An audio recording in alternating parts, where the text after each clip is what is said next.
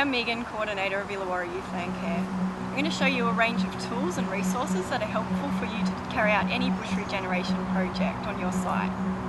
First of all, it's important to have a really comprehensive first aid kit. This one's great, it's a soft pack, it can be taken out in the field very easily by any volunteer.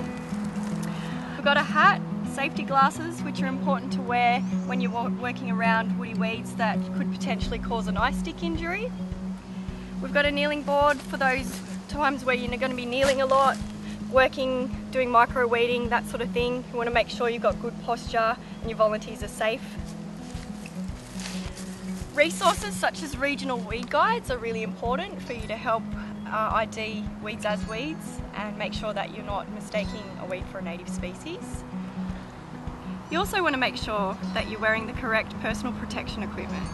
That includes nice sturdy boots, preferably a steel cap, long pants, long sleeves to make sure that you're not going to get scratched by any vegetation. You next want a nice pair of gloves, preferably a coating that's impermeable, especially when you're using or working around herbicide.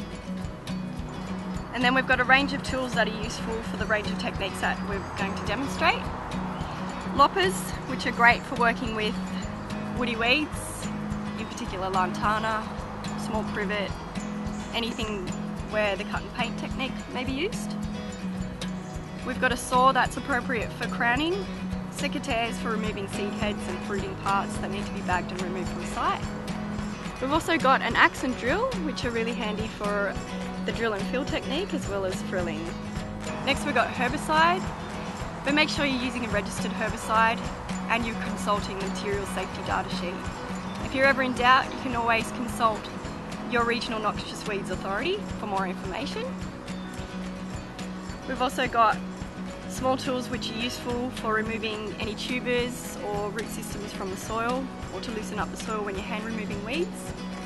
And a mattock can also be useful to get rid of those larger woody weeds that are difficult to remove from the soil.